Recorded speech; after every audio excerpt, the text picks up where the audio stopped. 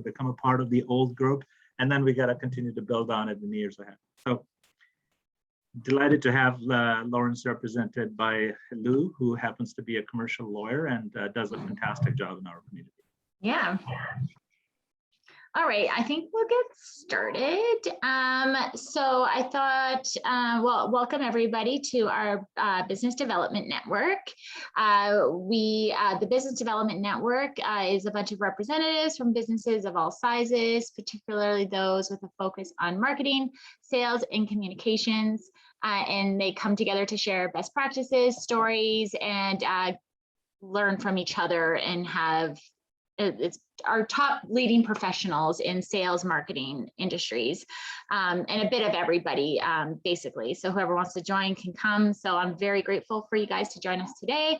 I thought maybe we'd do a little introduction for those who want to, because as Badar said, we do have some new members. Thanks to Bavin for actually helping me come up with this topic, as he is new and starting himself and a new member.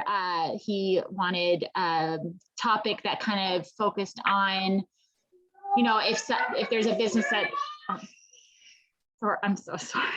I don't know if you heard that. I'm so sorry. So he wanted someone to come on like Sourov, who started his own business, how it was to build himself up, how he's had pitfalls and where he sees himself going in the future. And then everyone can kind of share stories on what they see or where they've had pitfalls, where they've had wins. And yeah, hopefully it's a good network. So Bavin, do you want to start with introducing yourself and your company? Sure, Jennifer. So just for everybody's benefit, I'm new to Brampton board, a few months now joined, came to know about this board. I don't know how, but joined the board, and my whole goal for joining this board was, hey, if I can interact, if I can network with people who are in similar or probably, you know, have experienced in the business world where I'm venturing new into this area. I've worked in corporate life for over 2 decades now in the manufacturing field, but now I started this venture and just wanted to know how I can shorten my learning period. I know I'll have to go through obstacles, but how can I shorten through others' experience? That was my entire goal. And I attended few of these events in the past, and I reached out to Jennifer saying, hey, why don't we have somebody, I mean, some people who can come as guest speaker and share their experience, what were their obstacles and how did they overcome? For example, my current obstacle is reaching out to businesses and introducing myself, selling myself. If somebody has experience that they can share.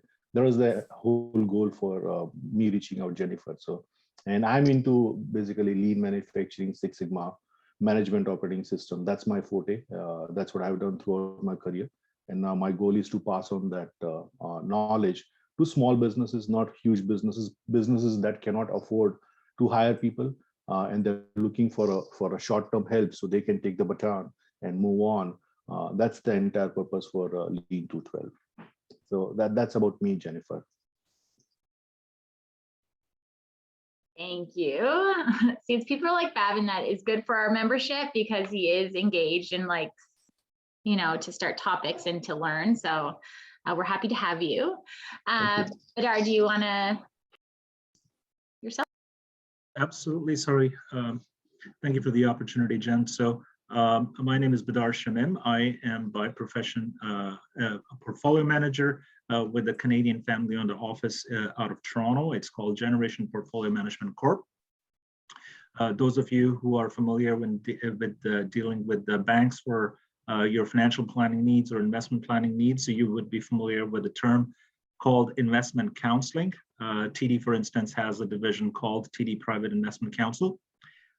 We basically are investment counselors where we match clients directly with portfolio managers like myself to create customized investment solutions. We don't really do a whole lot of mutual fund business, so it's more about creating a customized investment solution that helps the clients reach their financial or wealth planning goals and objectives. In the process, as you can imagine, being a portfolio manager, I get an opportunity to keep a pretty close eye on local and international economic development activity, what's happening with different businesses here at home, as well as across North America and globally. That allowed me over the years to work with Brampton Board of Trade to help us build and define our international trade strategy. So I am a past chair for the chamber and a lifetime member. And about 9 years ago, with help from Lou, we actually helped create an international trade strategy that we continue to build upon. So that's who we are, and looking forward to getting to know everybody and continuing to work with everybody on the board. Thank you. A great introduction as always. Lou, do you want to quickly intro? Sure, and I'll be quick, Badar, thank you. You'll give me way too much credit. My name's Louis Valukas. Most people call me Lou.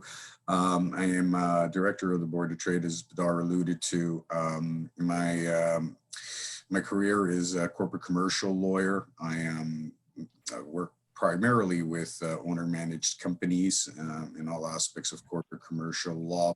My niche area of practice has always been franchise law. So in some ways a dual practice. Look forward, some of you I know, some of you I've never met before, so look forward to hearing from all of you. Thank you. Thank you. I don't want to make the others introduce themselves just in case they're off camera for a reason. How about Sourov, why don't you, well, let me introduce Sourov and what we're talking about today. So Stryve Marketing has been a partner of the Brampton Board of Trade. They're also members actually themselves. They have done work for us, like our new website, if any of you have been able to check that out and see the difference. They helped us build that. Sourov and his partner Ryan are the ones that are there for us and helping us with our technical marketing website and all that kind of stuff, which is great. So we thought we would talk about the evolving marketing and sales trends that transform the way that small businesses grow and lead and build up in the business community or in the Brampton community. So we brought on Sourov as he is the managing partner of Stryve. Stryve handles digital marketing execution for clients such as Oracle, Syngenta. Is that right? That's right. Yep. And of course, us. Previously, Sourov worked in brand management at Unilever. He is a graduate of Wilfrid Laurier with a BBA program. I'm so sorry. And did executive education at Harvard Business School. Outside of work, Sourov volunteers his time on the board of directors with the YMCA Canada, which is awesome. So if you want to take us into the topic, this is totally open for discussion. Please ask questions away, raise your hand. As I said, it's very open, so take it away. Thanks so much, Jennifer. I really appreciate it.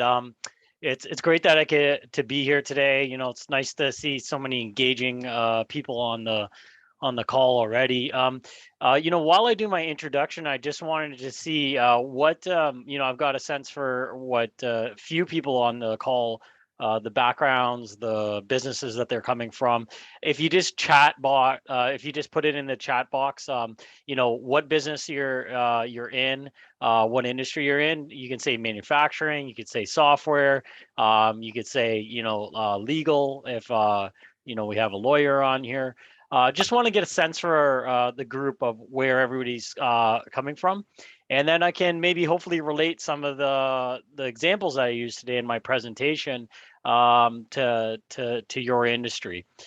Great. I appreciate everyone, you know, putting in the answers here. I see there's training and development. There's a distribution on scientific products, investment management firm. So that's an awesome start. I really appreciate it.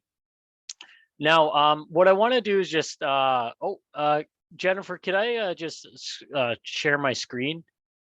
It just says, I'm getting a message, disabled share screen sharing. You should be good now. Okay, thank you. Awesome. All right, so let's see here, share that. Everybody should be seeing Stryve Marketing on their screen right now.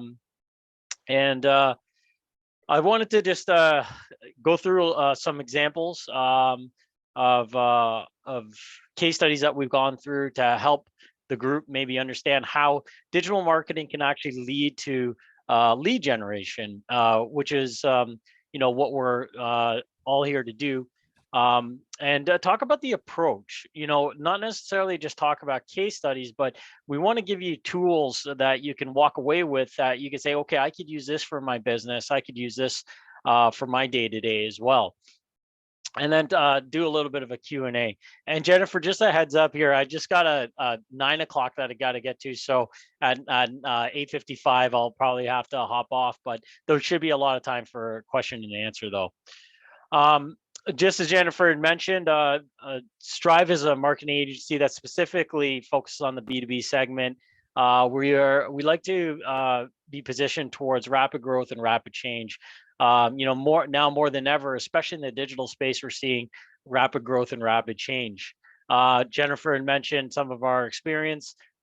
We have regional companies and the international companies on our client list. So I'm going to pull from an example that's more of a regional company that transformed themselves to getting business from the United States and Canada abroad. So our team, there's about 15 of us on our team. Bhavin had mentioned that he wanted to see an entrepreneur that actually went through the ups and downs of building a company. We did that exactly. We're talking about that we started this company back in 2008, and we only had, we had 2 laptops. One of them actually belonged to my parents. Ryan owned the other one. So technically we had one asset. One hard asset was our laptops and their internet connection. And we got into digital marketing, and we built a company to 15 people. We were on the Globe and Mail's top growing companies list last year. And it's gone well, but that's not to say that my business partner and I didn't encounter a lot of ups and downs along the way. Success does not come easy, as a lot of business professionals would know firsthand. And likewise, I mean, when we started our business, we thought to ourselves, okay, we wanted an intersection of 3 things. We had to think to ourselves, what are we good at? What can we be passionate about? And then the third thing was, who's going to pay us to do something? So the classic example here that I use with some folks when I'm doing this presentation is that I loved playing baseball growing up. I was pretty good at playing baseball growing up. I could definitely be passionate about playing baseball, but the Blue Jays are not knocking down my door to pay me to play baseball, because it's really tough to do it professionally. So I use that example because when we were deciding to go into digital marketing, we thought to ourselves, okay, we have a background in marketing, because Ryan was from a marketing agency and I did marketing at Unilever, and we were pretty good at it. We were passionate about it. And the great thing about digital marketing, especially in 2008, is that there was a need for it. And that when you're 20 something years old, we were about 25 and 26 when we started the business, there were companies that would pay us to do their digital marketing because it was so confusing, especially in social media marketing. So I tell that story because, when you're sculpting your business models, you really want to think about those 3 things: is the thing that you're good at, the thing that you can be passionate about, because people will look to you for expertise on that. But the third thing is like, you want to go into the segment of the market where there is the most opportunity. And at that time, social media marketing was the wild, wild west. Companies were just trying to figure out how to use Twitter, Facebook, and LinkedIn for their business. So what we did is that we read every book that we possibly could on the topic, and we use our own experience to build a business model out of it.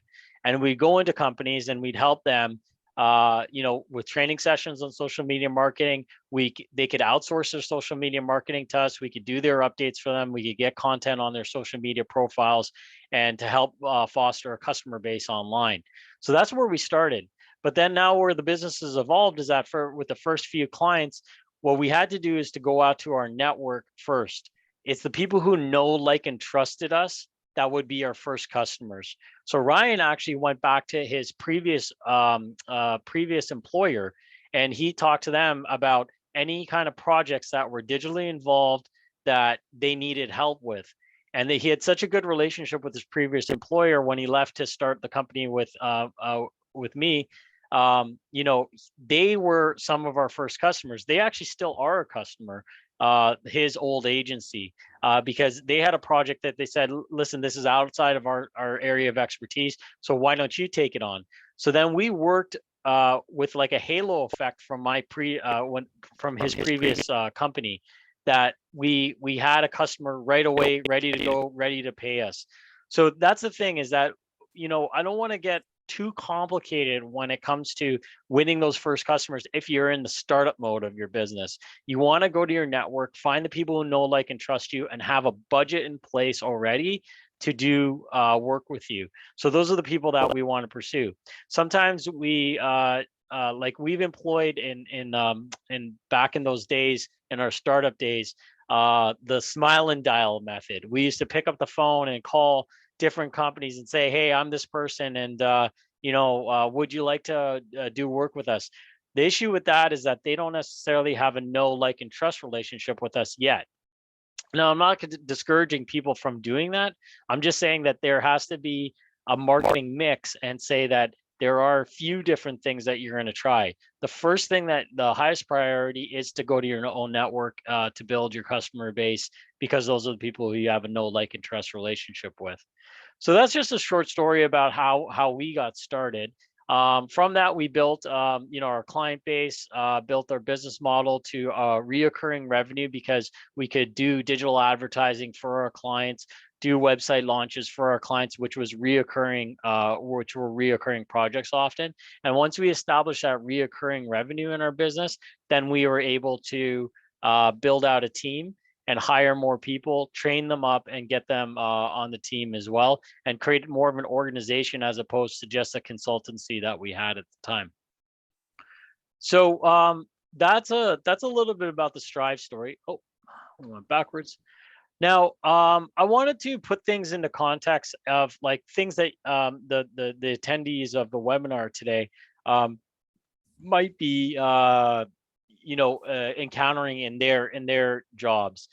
Since you are sales professionals with a marketing focus, often these are the dilemmas that you might have, is that, you know, how can I launch or relaunch my website in an effective way? I want to generate inbound leads. How can I use digital marketing to generate inbound leads? Ultimately, you want to grow your business. So this is what we're here for today. And I wanted to talk about more of an approach towards that. I could give you the tips and the tricks and you know, like little tactics to use. We've got tons of those. But what I like starting with is strategic thinking when it comes to your lead generation and your marketing. So the first thing that you want to do is to clarify your brand and your message. And you might be thinking about, okay, well, Sourov, you know what? Like, I haven't really got time to clarify my message and brand. But this is the thing, is that if you do this well, every conversation you have with someone in a networking session like today, when you when they ask you what you do, when you have a clear message and brand, then somebody clearly understands the value that you're delivering and the differentiation point that you have, and they will remember you. So you translate that messaging to other marketing assets, like a website, like even a digital brochure. If you're creating like a 2-page PDF about your business, if you're creating a sales presentation deck, that's where your brand and your messaging comes through, and that's where the differentiation point's going to happen. And ultimately, people will remember you and say, okay, that's the person I want to work with because they mentioned this valuable thing to me. The last thing that we do with our clients is that we push traffic to their websites, and then we help them convert as well. So I wanted to go deeper into this. The first step, like I mentioned, is your branding and messaging.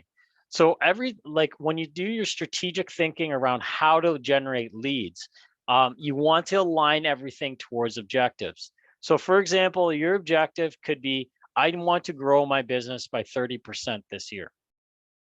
So the second thing that you want to do is to think about your target market. So taking that example one step further is that, okay, my target market is people in the Brampton area who have a business that is $5 million plus, has a headcount of 50 plus, is just registered for their for their new business license, or have newly incorporated. So you want to clearly define the person that you're looking for. What business do they work with? What do they look like? What's their profile look like on LinkedIn? So you're creating a target market model. I think that the sometimes we get too focused on just saying like, oh yeah, I just need to like win a new client. But who is that person? The way that you want to do this is maybe look at your client list from the past year and think about the 80-20 rule. We did this exercise a number of years ago where we took a look at, okay, who is the 80% of the people that actually generate the most business? Who's the last 20%? And then we looked at the last 20% and we noticed that they tended to be from companies that were very much in startup mode.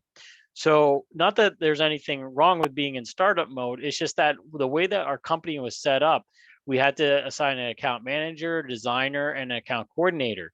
And that tends to actually add a little bit more to your billings when you work with a company like Stryve. So what we noticed is that our best clients were actually mid-sized to enterprise level clients because they needed that many people on the account. So we are best suited towards enterprise to mid-size, mid-size to enterprise clients. So we clearly define that. And actually our business started to grow the fastest when we started to say no to the clients that were outside of our target market, because we noticed that we had to put in so much effort and work into those clients, but we weren't actually making as much margin off of them. So when you're talking about your target market, you want to do a lot of retroactive analysis and say, okay, what's that 80-20 rule? Where's 80% of my revenue coming? What's the common characteristics of those people in that 80%?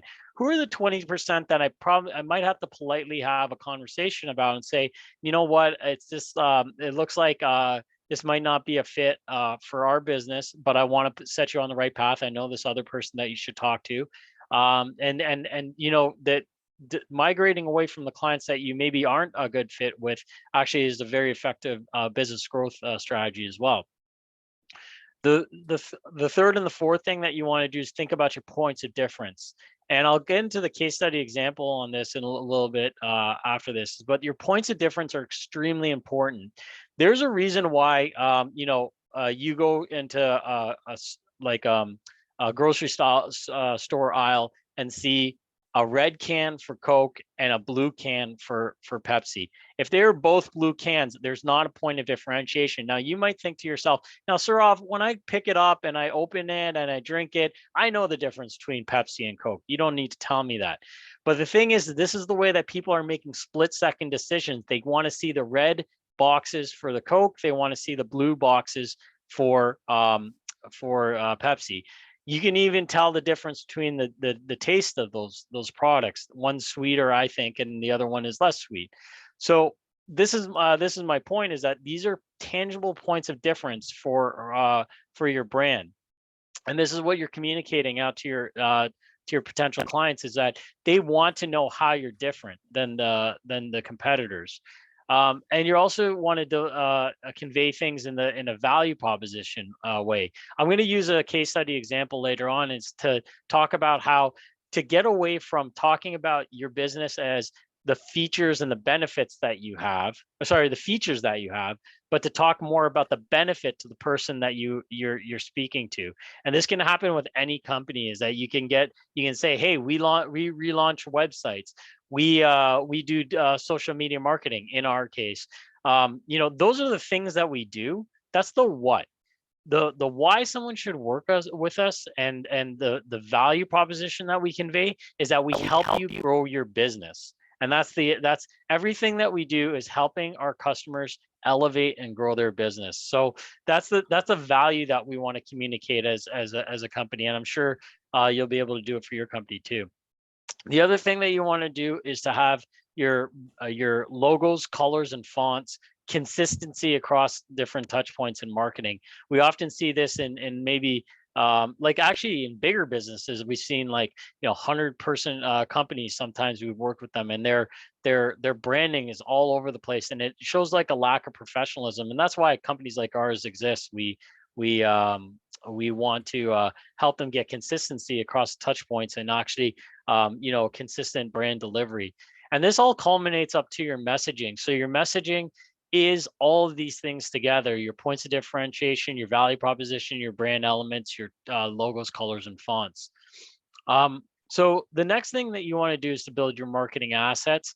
And I'm not going to dive too deeply into this one, because this could be a complete other presentation. But basically, when you're going through your marketing assets designs, you're going through these 8 phases.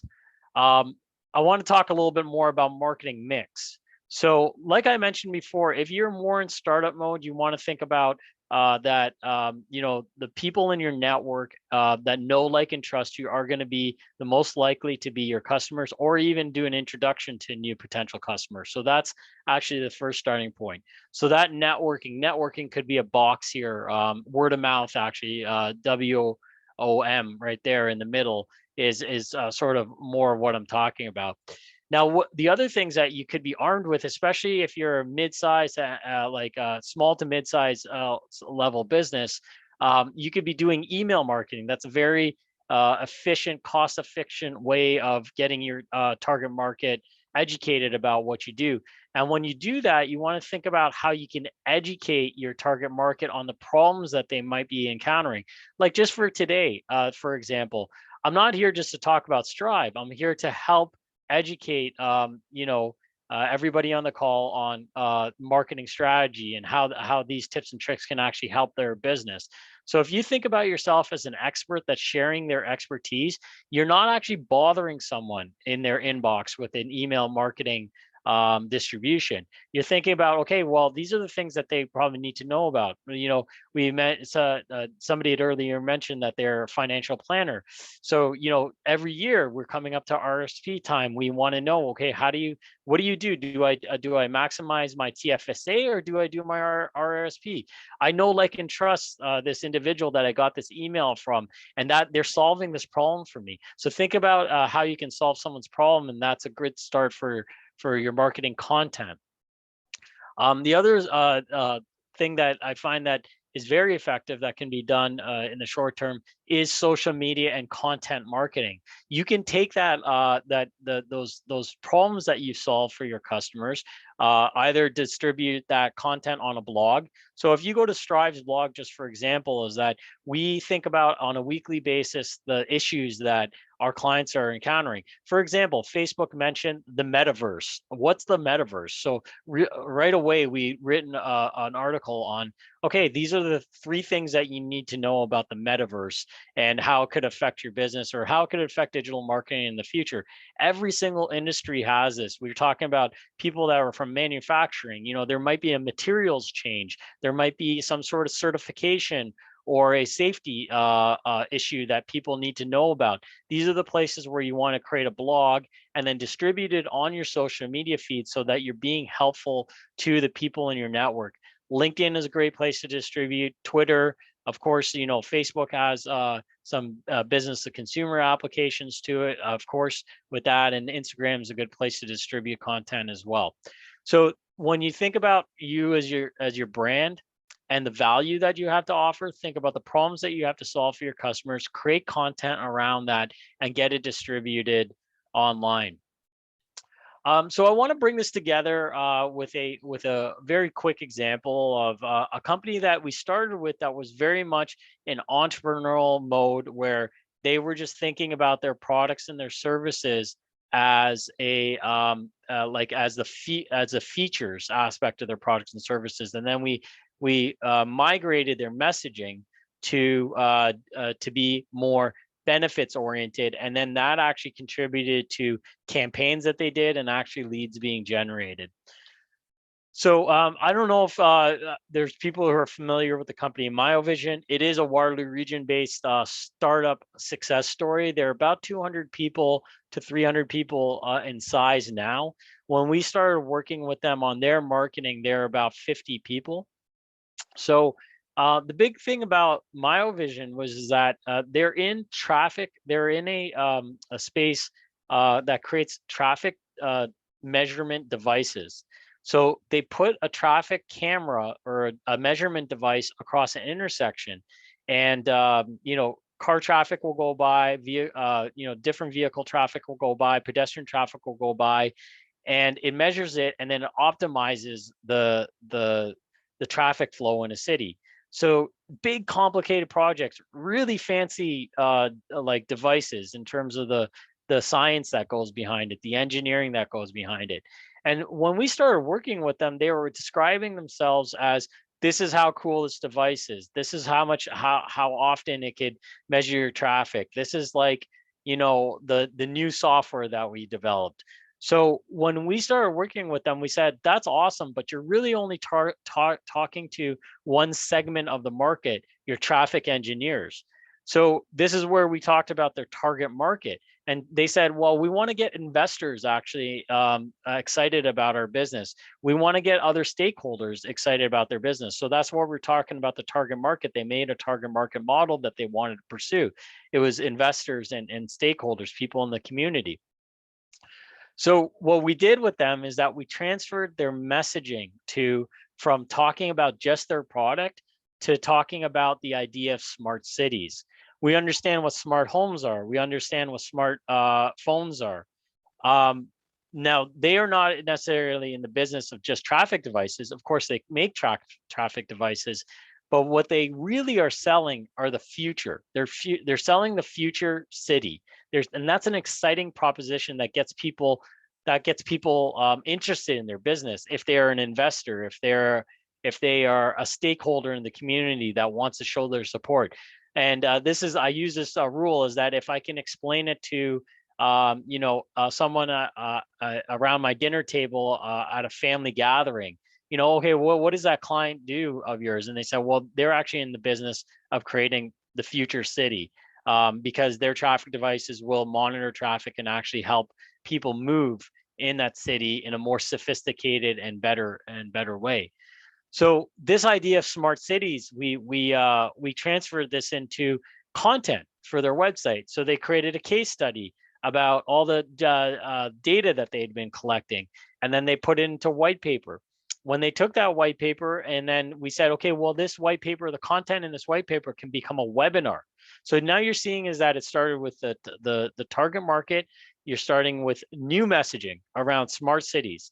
And then you're thinking about, okay, well, how can I turn this into content that my audience would be interested in, my target market would be interested in? Okay, let's create this white paper. Now, this white paper can be shared online, and then it can be turned into a webinar as well. So after the webinar was created, email campaigns could be created about sending out to your target market, saying that, hey, we have this white paper and webinar that is named the World's Smartest Intersection, and would you like to attend the webinar? So then they click to attend the webinar. You deliver the webinar. Again, you're just sharing your expertise. You're not trying to sell anybody on anything. If you're looking to solve someone's problem by sharing your expertise, then people will be interested in what you have to say. You're not actually asking them to buy anything right away. You're giving value first. The whole idea is that when you share your expertise and you share it online, you're giving value first. And then people are apt to reciprocate and say, wow, that person's actually a really smart person on this topic. I'm going to actually give them a call when it comes to so-and-so thing. And they're more likely to become a customer.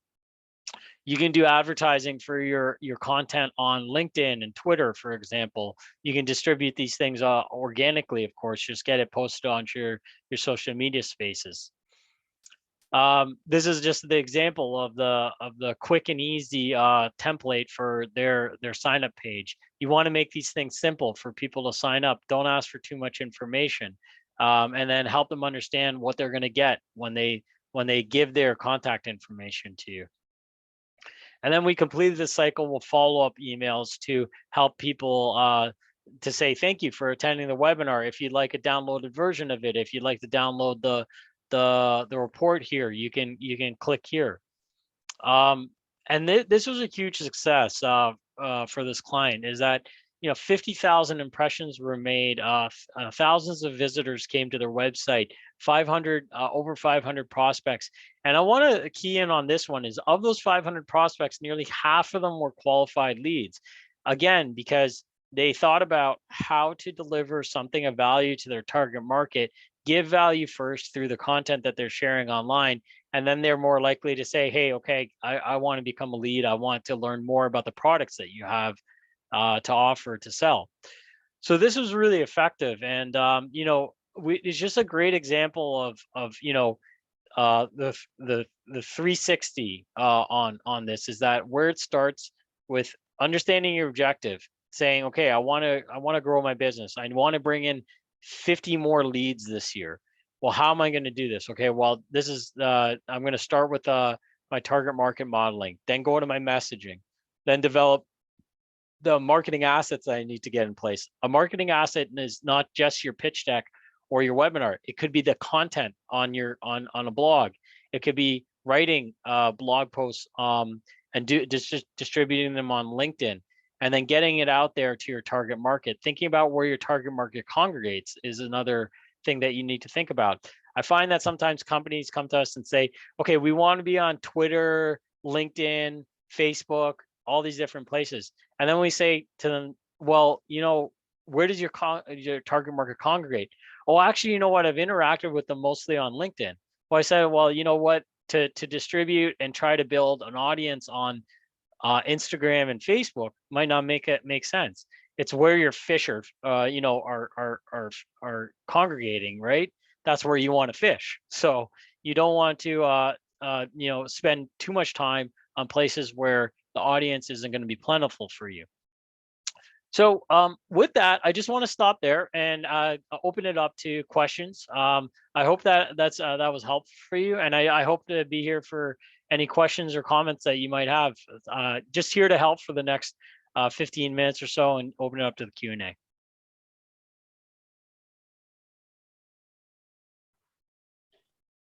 Sourov, it's Badar. I found the presentation very well put together. Pre-COVID, there was a realization at Brampton Board of Trade as an organization, as well as amongst member businesses, that over a period of time, businesses will need to have a more robust online presence. Could you speak a little bit to your experience or your firm's experience, specifically to how the market reacted post-COVID, and how you were able to basically help the businesses scale up their online presence? Yeah, absolutely. That's a great question. I really appreciate it. The biggest change that we noticed in this last year is that, and this might be actually a little bit of the new normal, and we have to get on this this wavelength when it comes to what's changed in the industry, is that more than ever before, people are realizing that they don't need to necessarily go to that conference or trade show. And even when we're able to travel again, you might see a shift for people to be like, I actually want to attend this virtually. So whatever you do when it comes to your marketing that used to be the brick and mortar, the in-person stuff, you want to think about how to make it a digital option as well. So if you're doing a conference, for example, if you're doing a trade show, you want to think about how you can live broadcast that trade show, and maybe create a different entry point for that person to say, hey, to come to this physically, it's $100 per attendee.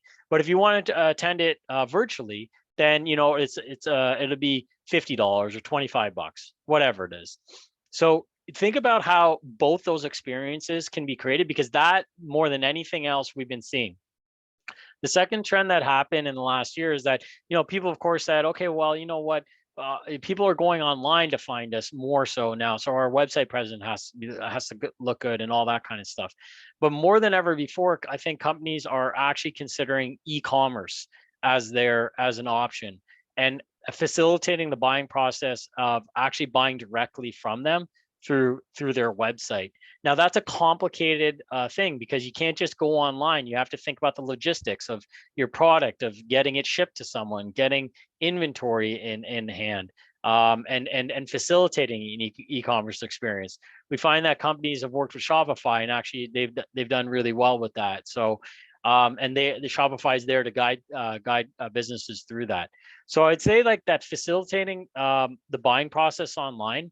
Even if you're not selling a product online, you want to think about how you can raise their buying temperature by somebody coming to your website and understanding what you do, the value that you can give them. And then they've already raised their buying temperature by 50%, maybe before they even pick up the phone to call you. So it's facilitating that buying temperature online through great content on your website. That's actually another trend that we're seeing. Great question. I appreciate that. Thanks. So, Any other one questions? one of the opportunities I see for you is in that whole trade space. So in addition to being a past chair for Brampton Board of Trade, I currently serve as a director for a Canadian trade council called Canada-Turkey Business Council. Right. Our chamber actually has an MOU with the chamber in Turkey. And because of COVID-related challenges, we haven't really done a whole lot on that international trade front to facilitate networking between members, right? So I think this is a broader dialogue that we'll have with Todd Letts and Michelle later on. Right. And it's just thinking about, like, we can't be assuming that just because travel is opening up, just because people can do things in person, that they will. They found that the efficiencies of actually doing things online. So I'm not saying that we're going to be completely online for the rest of our lives. I'm not saying that we're going right back to in person. It's going to be in between. So finding that in between point is extremely important. So just to build on what you just said. So this morning, I actually got an invite from our trade commissioner from New Delhi. They invited me to an event called Mobile India. And Mobile India is actually a trade event hosted by a Canadian Trade Commissioner Service to promote engagement between Indian telecoms, IT companies, and Canadian stakeholders. So again, I'm assuming they're inviting me as a portfolio manager to keep an eye on how that dialogue is developing, but also as a past chair for Brampton Board of Trade, and the fact that Brampton does have a big push right now to scale up our IT sector as well as the healthcare sector. So I think, Madam Chair, with utmost respect, I think that's a space that Brampton Board of Trade has been slow in terms of catching up on. We need to be hosting our own similar events in partnership with our trade commissioners when something like that is happening, to invite our telecoms and IT companies to be live with telecom companies and IT companies from around the world. And I think Sourov's presentation actually is a perfect segue to move in that direction in days ahead. Wonderful. Thanks. I wondered, thank you so much for the presentation, Sourov. It was really excellent. I'd love to unpack a little bit more, and I don't know if you have any ideas, but I think what we're all really struggling with is, what does this middle piece look like? We're all very familiar with what it looks like to attend an event, a conference, a presentation virtually. We're all now we're there, and we had in the past all been very familiar with engaging in the virtual world. And anytime, I think back to, prior to the pandemic, and anytime we would be trying to engage in that middle piece where some people were maybe calling into a meeting or some people joining in different ways, it never seemed to work. We never seemed to get equity and participation between who's actually there and who isn't. Yeah. Have you seen any kind of interesting developments in that sphere where you're thinking, here's some ideas where this could actually work? Yeah, definitely. I mean, this is even goes beyond marketing, marketing, and this is just how we're working and how we're connecting. And, as an organization, we are talking about these things right now. And in the marketing space, like a marketing agency, collaboration is a big thing, right? So we are saying that if somebody is back in the office and they start having a water cooler chat, and they say, oh, like, hey, that a campaign that's coming up. I had a thought about it, and they're like having this conversation in the office kitchen, basically. Then we are actually creating a guideline where if somebody else is on the team, then you actually get them on your cell phone, and then you get them on, we use Slack Messenger internally, and you can do a quick what they call huddle, and you get them actually on a video chat or even audio with them, so that they can be just looped into that conversation as if they are there. The good thing about, like, I mean, I think the silver lining to the pandemic and the shutdowns is that it's advanced our ability to connect digitally faster than before. Like these tools that we have on Zoom and Teams and Slack, for example, you can connect with people digitally really quickly if you have a cell connection, and we all have powerful computers in our pocket nowadays with smartphones, that that should be the standard, where if you're having that in-person conversation, it's becoming collaborative, then you say, okay, well, this person's a part of this project team, we should actually loop them in and just have them, sit in on it virtually with their video or even on audio. So I think that that's the thing, is that also we haven't been too prescriptive on people coming back, the days that they come back on, and the times. Some companies, that's okay, because then they can all collaborate at the same time. But the research has shown that on a day-to-day basis, people are not actually, as apt to have conversations, and they need to see everybody every day. It's the key moments of like getting the team together for brainstorming sessions, and then saying that, okay, you guys can come and go as you want in the office, but like it's like these key moments of team building or brainstorming sessions where we want to do an in-person meeting together. And it's finding those pockets of picking those things in the calendar of saying, okay, this is one of those key moments. So I think it's going to be a combination of both. But like the nice thing is that it isn't overcomplicated now, because we do have the digital tools, the hardware in our pockets to connect with somebody when we're doing those in-person collaborations. You can bring the person who's virtually connected to you in as well. Thanks so much. Great points. I think it's just, it probably just, getting used to, you were used to one thing, you kind of shifted rapidly, got used to another, and now it's for all of us to kind of find that piece that works for us. Yeah, it's going to be the in-between for sure. Yeah, thank you. Welcome.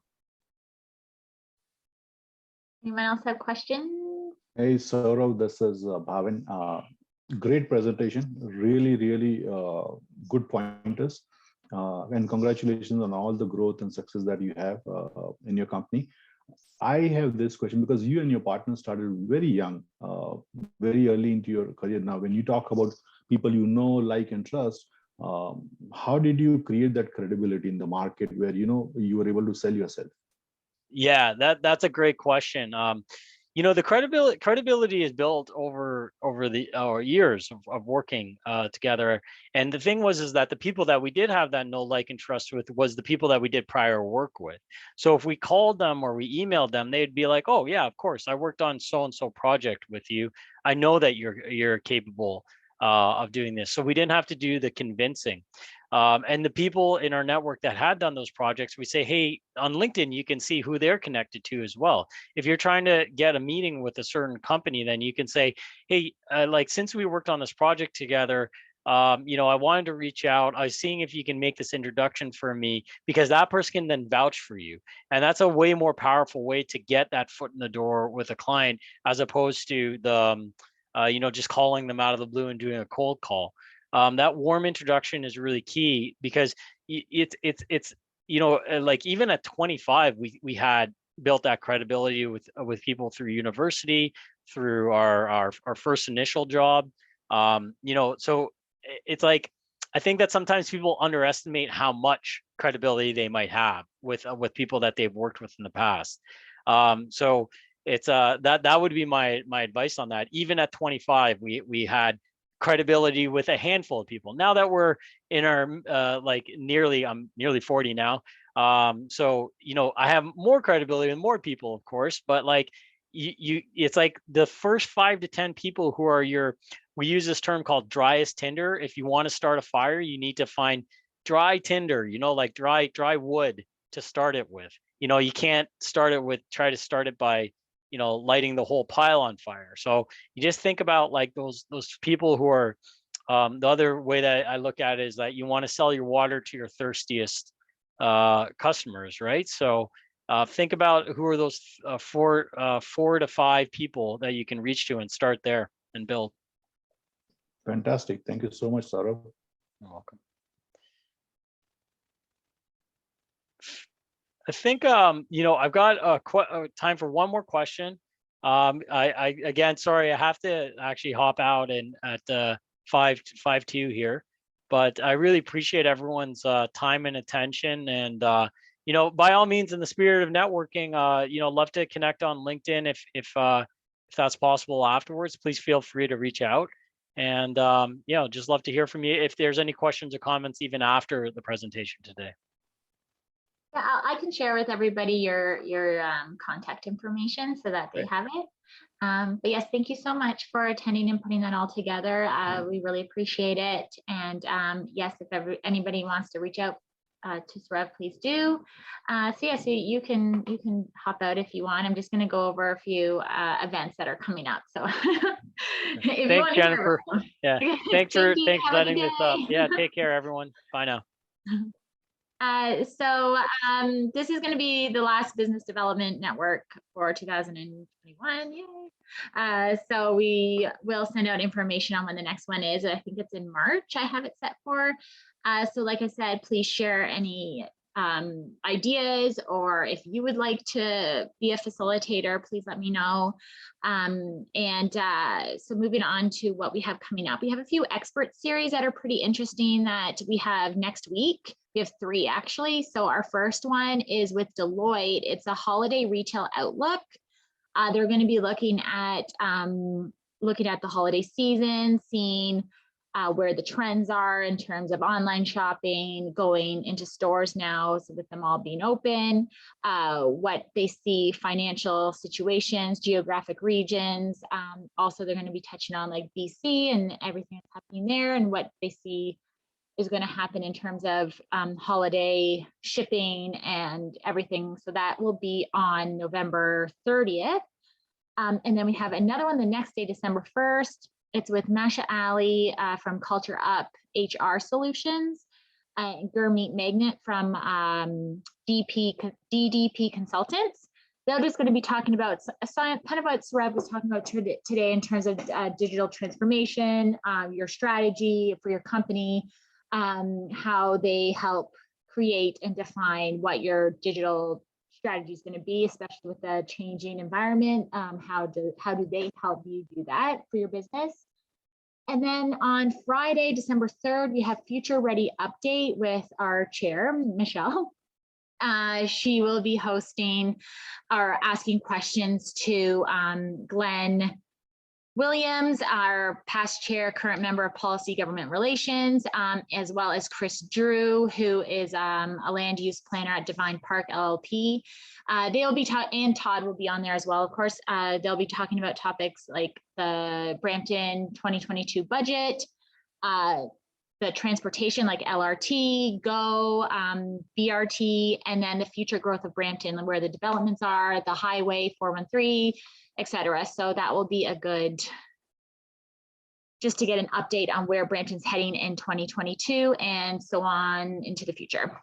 So if you would like to attend those, I will send all that information out after this as a little wrap up for the meeting today. So I hope you enjoyed it, and we'll hopefully see you soon. Thanks so much, Jen. Yeah, Nice thank to see you. Jennifer. Okay, bye. Good meeting, Thank Jen. you. Thanks. Bye. Bye.